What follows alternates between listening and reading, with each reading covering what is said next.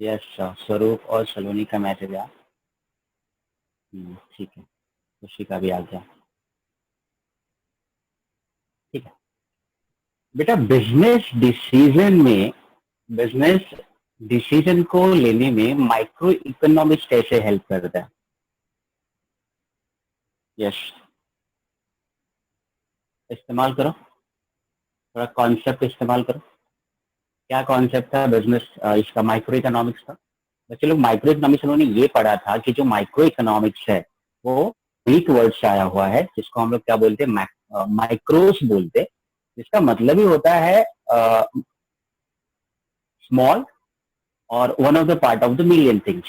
Million things का कोई एक हिस्सा या तो एक छोटा सा पार्ट, राइट?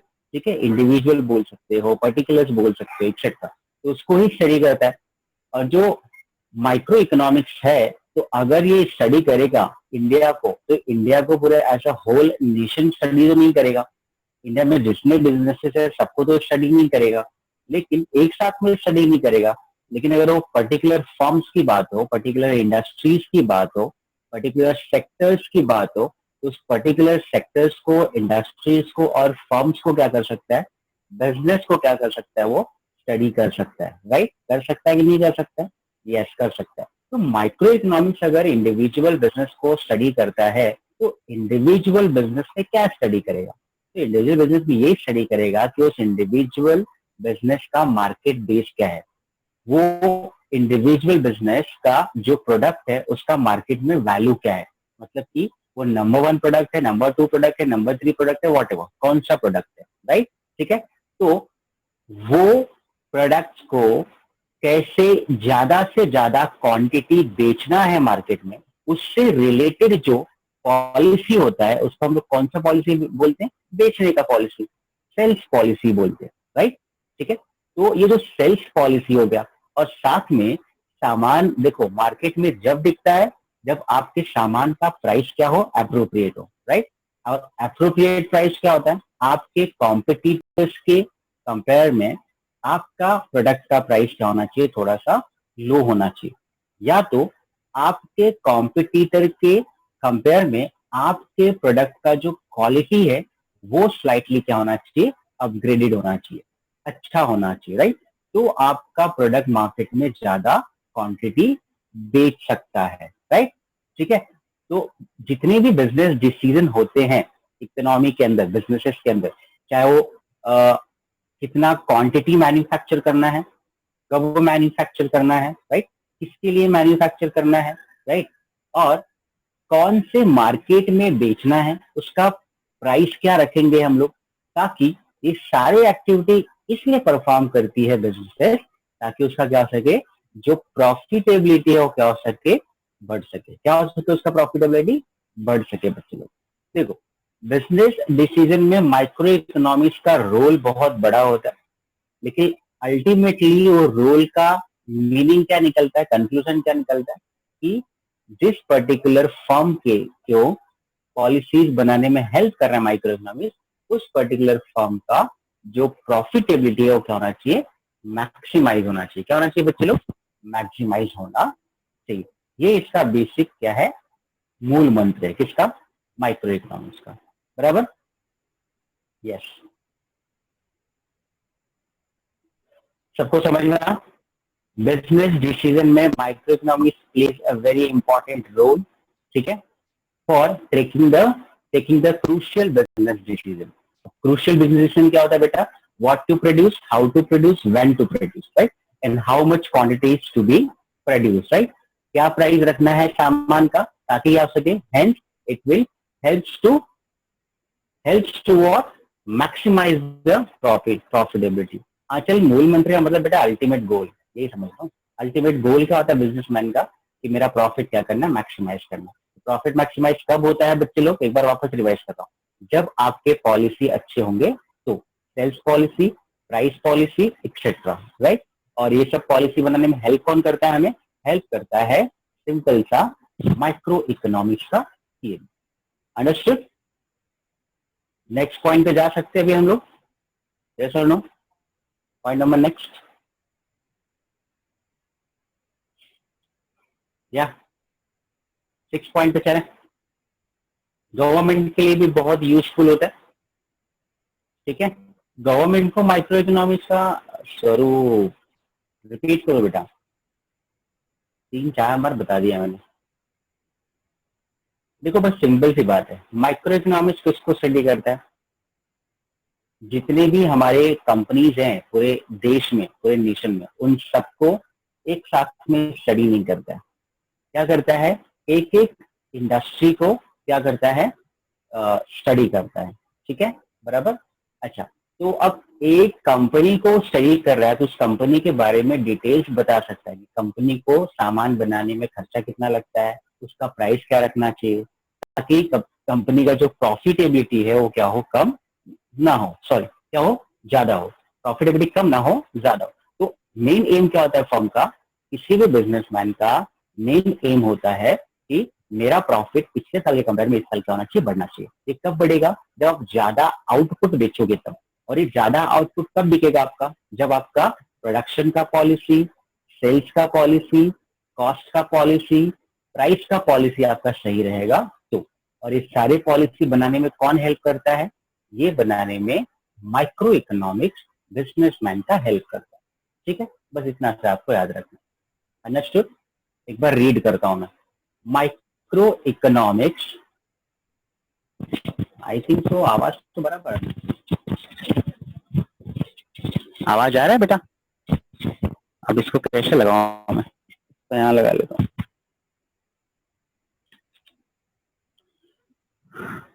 अच्छा, किसी का डाउट था, रितेश का था शायद। रितेश पूछ रहा है कि हाँ, कॉस्ट और प्राइस में डिफरेंस क्या है?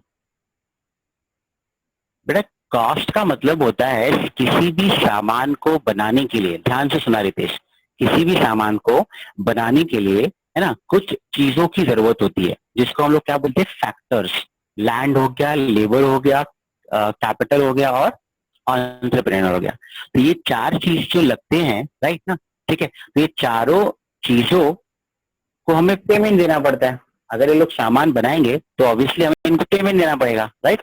और जब पेमेंट हम लोग देते हैं तो उसका हम लोग एवरेज निकालते हैं कि वो लोग ने टोटल सामान कितना बनाया और उस सामान बनाने के लिए हमें कितना खर्चा करना पड़ा। तो टोटल खर्चा divide by total quantity produce, तो हमें क्या मिल जाएगा, एवरेज कॉस्ट मिल जाता है। क्या मिल जाता है, एवरेज कॉस्ट। तो ये हो गया आपका सामान को बनाने का पूरा खर्चा, ठीक है। तो उसको हम लोग कॉस्ट बोलते हैं, सिर्फ बनाने का खर्चा।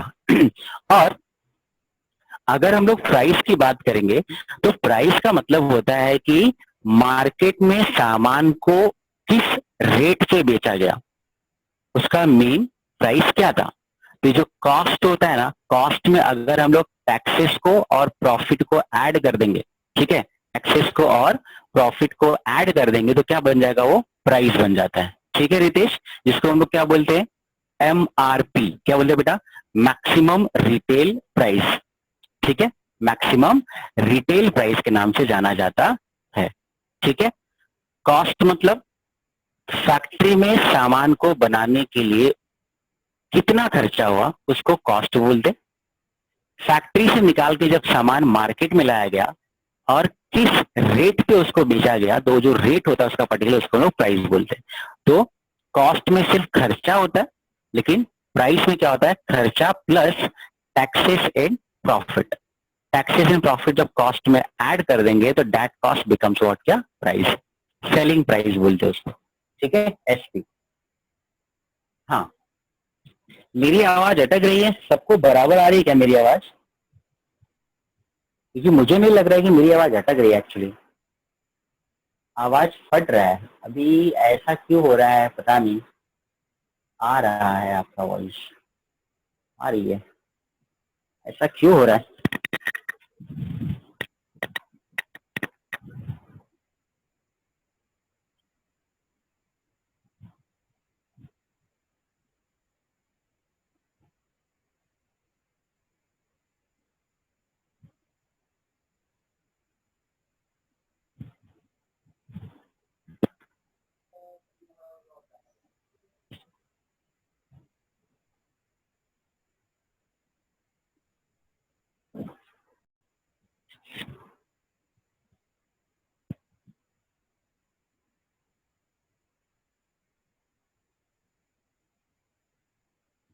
सर फिर से एक बार बताओ, क्योंकि आपका वॉइस बंद हो गया था। अरे बेटा, ऐसे कैसे आवाज बंद हो गया था मेरा?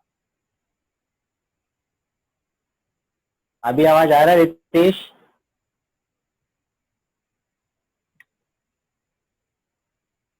आवाज आ रहा है मेरा? ठीक है, सुनो बेटा, कॉस्ट का मतलब होता है कि बनाने का खर्चा। हाँ, फैक्ट्री में डिस्ट्रीब्यूटर तक का लेने का सब हम लोग उसको खर्च कर सकते हैं, उसको हम लोग कॉस्ट बोलते हैं प्रिया, राइट। देखो, सामान को बनाने के लिए, देखो प्रिया, इसमें एक थोड़ा सा ये है, बाइफर्केशन है। एग्जैक्ट मीनिंग नहीं है कॉस्ट का। देखो, कॉस्ट का मतलब ना सिर्फ और सिर्फ लैंड, लेबर, कैपिटल और एंटरप्रेन्योर, ये चार चीजों ने जो अपना कंट्रीब्यूशन दिया किसी सामान बनाने के लिए, तो वो सामान को बनाने का उनको जो पेमेंट दिया गया ना, उतना ही अगर ऐड करेंगे हम लोग तो हमारा कॉस्ट बन जाता है।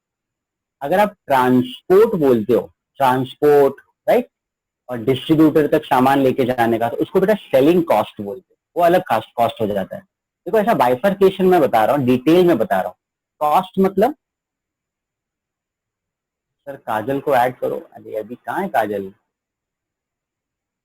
काजल शाह ऐड नहीं हुई काजल।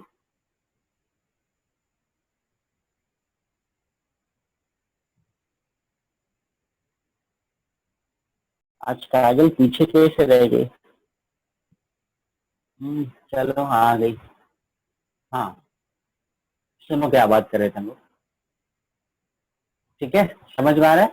कॉस्ट मतलब सामान को बनाने का खर्चा। अगर सामान को आप बाहर मार्केट में बेचने के लिए लेके जाते हो, चाहे वो ट्रांसपोर्ट के जरिए लेके जा रहे हो, उसके ऊपर एडवर्टाइजमेंट का खर्चा ऐड कर रहे हो, ठीक है, उसमें कमीशन ऐड कर रहे हो, ठीक है, बाकी सारे खर्चे ऐड कर रहे हो, तो इसका मतलब क्या हुआ? कौन सा खर्चा है? ये सामान को बेचने के लिए आप खर्चा कर रहे हो, ठीक है। क्योंकि अगर ये सब चीजें आप नहीं करोगे तो आपका सामान का पॉपुलैरिटी नहीं होगा, आपके सामान का ब्रांडिंग नहीं होगा, ठीक है। तो ब्रांड एंडोर्समेंट करने के लिए आपको ये सब खर्चा देखना पड़ता है। इसको सेलिंग कॉस्ट बोलते हैं। क्या बोलते हैं इसको? सेलिंग कॉस्ट, ठीक है। उसके बाद आता है प्रॉफिट। प्रॉफिट जब उस सेलिंग कॉस्ट में ऐड हो जाता है तो पूरा का पूरा आपके सामान का क्या बन जाता है? प्राइस बन जाता है। क्या बन जाता है? प्राइस। कॉस्ट मतलब सिर्फ लैंड, लेबर, कैपिटल और एंटरप्रेन्योर, राइट, इनका जो खर्चा होता है उसको हम लोग क्या बोलते हैं? कॉस्ट। बाद में सामान को मार्केट तक, कंज्यूमर तक पहुंचाने के लिए जितनी भी सोर्सेस का इस्तेमाल करते हैं, उसके ऊपर जो खर्च करते हैं, दैट इज सेलिंग कॉस्ट, ठीक है। और प्राइस का मतलब क्या हो गया? इन सारे चीजों को ऐड करके कस्टमर को जितने रेट में बेचते हैं, तो पर्टिकुलर एमआरपी को हम लोग क्या बोलते हैं? प्राइस बोलते हैं, ठीक है। चल, प्रोडक्शन के एक्सपेंसेस तो कॉस्ट, हाँ, तो production cost is nothing but the cost. Production करना मतलब सामान को बनाने का खर्चा। यू आर राइट, ठीक है। रितेश, अब आगे चले बेटा।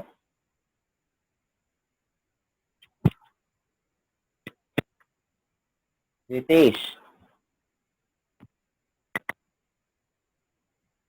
पक्का समझ में आ रहा है रितेश? बाइफर्केशन कर लो, मैं इसका फोटो भेज दूंगा आपको। ओके, ये कॉस्ट का फोटो मैं आपको बना के, ओके, इसका मैं बाइफर्केशन बना के क्या करता हूँ, आपको सेंड कर देता हूँ। टेंशन ना लेना। फिलहाल अभी कोई ऐसा ये नहीं है, सोच नहीं कभी मैं भेज दूँ, क्योंकि इसको मुझे लिखना पड़ेगा, फिर इसका फोटो क्लिक करके मैं आपको शेयर कर दूंगा। टेंशन ना लो। रौनक आया अभी, इतना time। ये लोग आ रहे जा रहे, ऐसा हो रहा है क्या? ठीक है बेटा, बिजनेस डिसीजन हो गया। अब बात करते हैं हम लोग useful to the government, right. अब ये जो है माइक्रो इकोनॉमिक्स, ये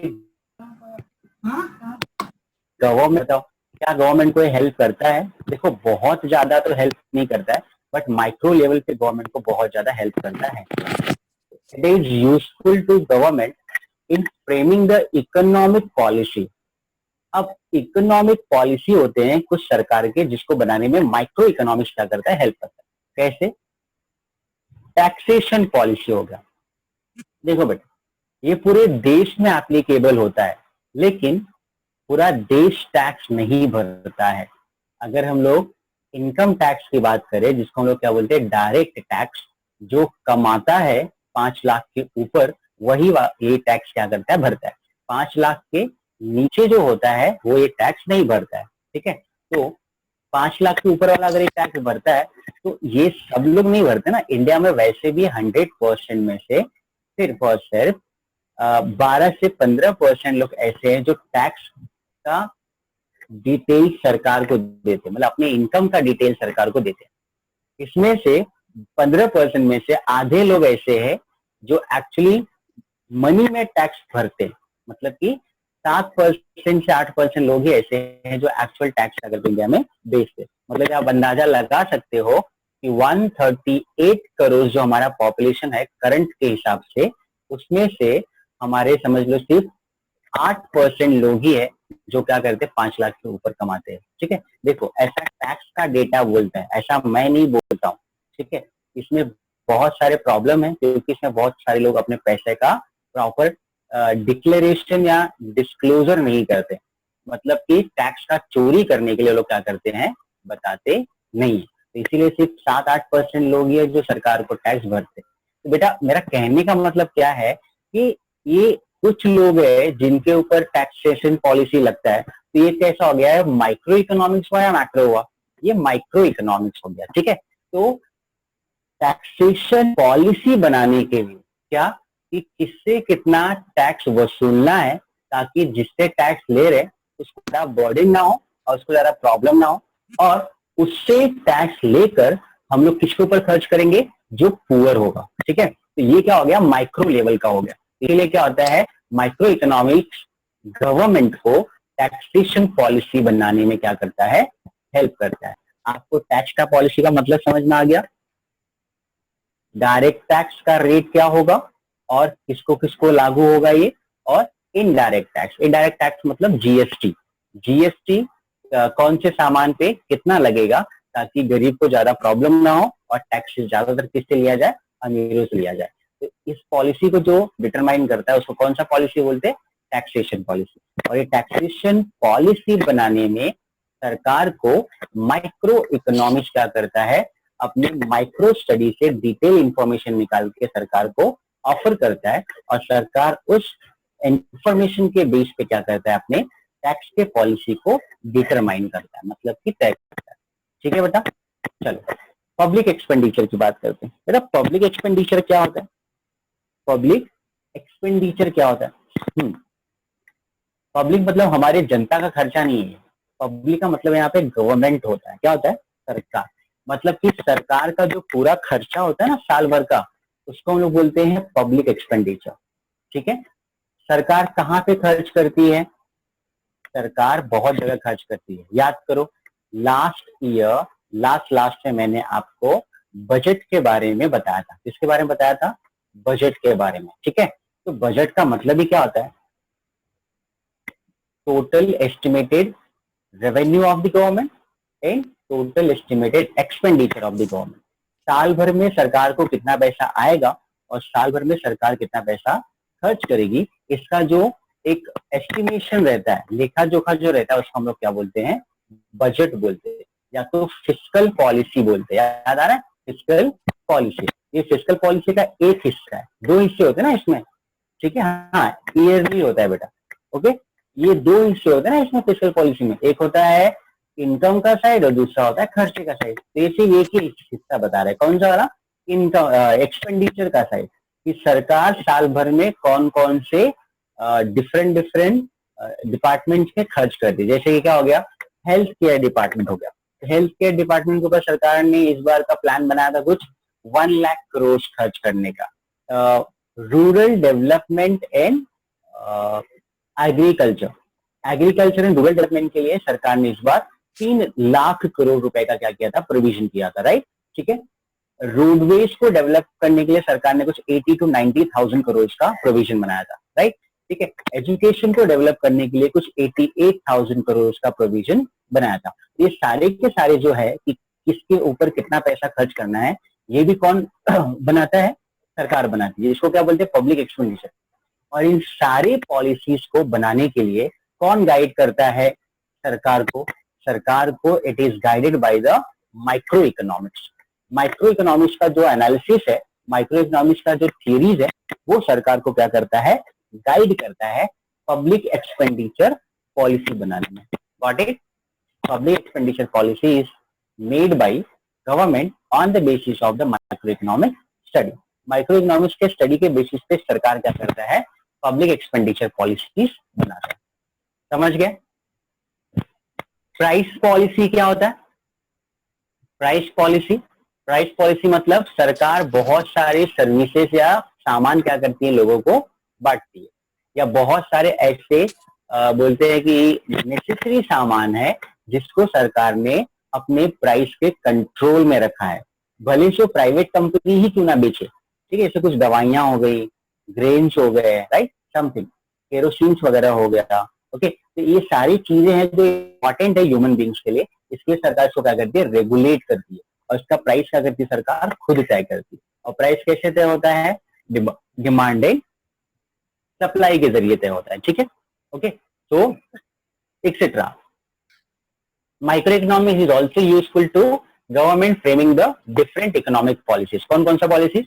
public expenditure policies, taxation policies, price policies, revenue policies etcetera लिख दो. ठीक है, तो these policies help the government to attain its goal of efficient allocation of resources in promoting economic welfare of the society. ये सब करने से सरकार को क्या फायदा होता है? हाँ, ध्यान से देखो जरा, दो फायदा होता है बच्चे लोग. ये माइक्रो इकोनॉमिक्स गवर्नमेंट को डिफरेंट पॉलिसीज बनाने में हेल्प करता है. ठीक है, पहला चीज क्या बनाने में हेल्प करता है? Public policy, public expenditure policy. दूसरा क्या है? टैक्सेशन पॉलिसी और प्राइस पॉलिसी. इससे क्या हासिल होता है सरकार को? इससे ये होता है हासिल कि सोसाइटी में या पूरे इकोनॉमी में जो भी रिसोर्सेस है उसका बराबर से क्या होता है, एलोकेशन होता है. क्या होता है? एलोकेशन. और जब बराबर से एलोकेशन होता है इन सब का, तो उससे क्या होता है? उससे फायदा ये होता है कि पूरे के पूरे समाज का, पूरे के पूरे सोसाइटी का क्या होता है, इकोनॉमिक वेलफेयर होता है. मतलब कि मॉनिटरी टर्म्स में सबको एक बराबर से क्या होता है, बेनिफिट मिलता है. समझ गए? तो ये क्या था point number 6, useful to government. अच्छा, अभी यूजफुल टू द गवर्नमेंट के बाद है बेसिस ऑफ वेलफेयर. क्या दिया हुआ है? Basis of welfare. हाँ, खुशी आवाज मेरा फट रहा है बेटा, ऐसा क्यों हो रहा है? आई डोंट नो, शायद नेटवर्क का प्रॉब्लम होगा. आई डोंट थिंक सो, ऐसा कुछ है.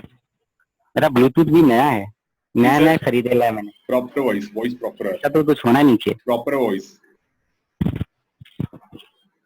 खुशी का नेटवर्क इशू होगा सर. अब मैं कितना एडजस्ट करूं? नहीं इसको क्या क्या करना पड़ रहा है मुझे? परफेक्ट है आवाज यस सुनाने के लिए. अच्छा देखो जरा ट्राई करो, शायद नेटवर्क का इशू रहेगा इसलिए आवाज ऐसा आ रहा है. अदरवाइज आवाज जानने का कोई सवाल नहीं है.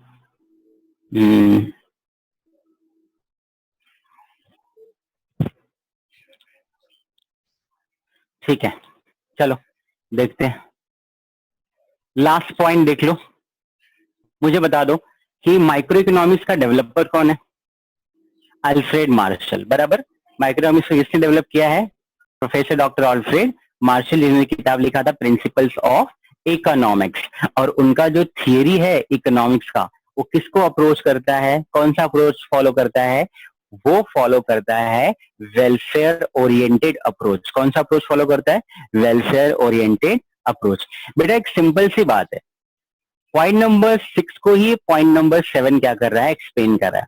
देखो, इकोनॉमी में अगर जितना भी रिसोर्सेस है सरकार के पास या लोगों के पास, अगर वो सारे रिसोर्सेस को अगर हम लोग ऑप्टिमम लेवल में उसको यूटिलाइज करेंगे, राइट, ऑप्टिमम लेवल में यूटिलाइज करना बच्चे लोग क्या मतलब कि आप अपने अवेलेबल रिसोर्सेस का जो यूटिलाइजेशन होता है वो ऑप्टिमम मैनर में करो. मतलब कि कम से कम रिसोर्सेस में ज्यादा से ज्यादा आउटपुट बनाओ. ठीक है, तो ज्यादा आउटपुट अगर बनेगा तो क्या वेस्टेज होगा? क्या नहीं, वेस्टेज अवॉइड हो जाएगा. और जब वेस्टेज अवॉइड हो जाएगा तो हर किसी का क्या होगा? बेनिफिट होगा. हम हर सामान जितना क्वांटिटी में चाहिए उतना ही क्वांटिटी बनाएंगे ताकि वेस्टेज अवॉइड हो सके. और वेस्टेज जब अवॉइड होगा तो इसका सबको क्या होता है? फायदा मिलता है. ठीक है, और इसी हिसाब से अगर अमीर रहेगा ज्यादा तो ज्यादा टैक्सेस लगाएगी सरकार.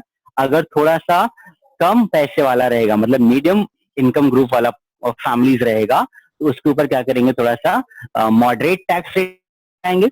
और जो पुअर क्लास होता है या तो लेस इनकम ग्रुप होता है जिसका 5 लाख से नीचे इनकम होता है उसको टैक्सेस से छुट्टी दे देंगे। राइट, समझ में आ? इससे क्या होता है मालूम है, गरीब जो है और गरीब नहीं होता है। क्यों? क्योंकि सरकार ने उससे टैक्सेस नहीं वसूला तो उसका पैसा गरीब का गरीब के पास ही है, और उल्टा गरीब को सरकार ने पैसा दिया, ऐसा बुक में लिखा हुआ है। प्रैक्टिकली में बेटा नहीं होता है, जाने दो, उधर बात नहीं करना अपने को, ठीक है। क्या अमीरों से पैसा जो सरकार लेती है टैक्सेस के जरिए, तो पैसा कहाँ खर्च करती है? सरकार को पैसा खर्च करना पड़ता है on the social welfare of the poor in poor areas. जो पुअर लोग होते हैं और पुअर एरियाज होता है, बैकवर्ड एरियाज होता है, उसको डेवलप करने के लिए खर्च करना चाहिए। इसीलिए माइक्रो इकोनॉमिक्स को वेलफेयर इकोनॉमिक्स बोला जाता है। क्या लिखा है बच्चे? Micro economics explains how the best results can be obtained through the optimum utilization of resources, right? समझ में आ? तो इसमें क्या इंपॉर्टेंट है? Through optimum utilisation of resources, उसको अंडरलाइन कर लो, राइट? दूसरा, इन इट्स बेस्ट एलोकेशन, वही बात हो गया। ऑप्टिमम यूटिलाइजेशन कब होगा? जब आपका बेस्ट एलोकेशन होगा। और it leads to what? It also studies how the taxes affect the social welfare. बेटा टैक्सेस कैसे सोशल वेलफेयर को अफेक्ट करता है? सीधी सी बात है, अगर आप गरीबों से और अमीरों से एक बराबर टैक्स लोगे तो अमीर अमीर होता चला जाएगा और गरीब क्या होगा? और भी ज्यादा गरीब हो जाएगा। तो ये क्या हो जाएगा? इसको हम लोग सोशल वेलफेयर बोलेंगे क्या? नहीं। तो सरकार इसीलिए गरीबों से टैक्स नहीं लेती है, अमीरों से लेती है, और अमीरों से लिया हुआ पैसा गरीबों के ऊपर खर्च करती है। तो क्या हो गया? जो रिच था वो थोड़ा सा पुअर हो गया, और जो पुअर था वो थोड़ा सा क्या हो गया? रिच हो जाएगा। तो धीरे धीरे करके गैप क्या हो जाएगा? आपस में फिल हो जाएगा। तो उसको हम लोग क्या बोलते हैं? टैक्सेस है। ये टैक्सेस का कमाल है जिसके वजह से सोशल वेलफेयर आ सकता है। अभी तक तो आया नहीं। यहां तक क्लियर हुआ? ठीक है। आप सबको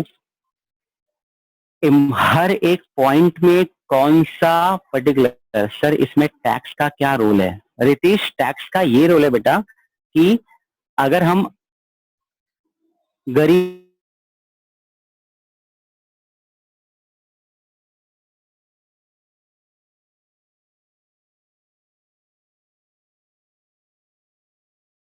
क्या करना? टैक्स भरना, ठीक है। और दूसरा जो बी है वो क्या करता है? सिर्फ 10 लाख ही कमा पाता है, ओके। लेकिन उसको भी बोलते हैं आप भी क्या करो, हमें 10% का टैक्स भरो। दोनों से 10% का टैक्स भरवाता है सरकार। तो क्या हो जाएगा? अब इससे क्या होगा बेटा? देखो, 20 करोड़ कमाने वाला 10% के हिसाब से 2 करोड़ रुपया क्या करेगा? टैक्स भर देगा, ठीक है।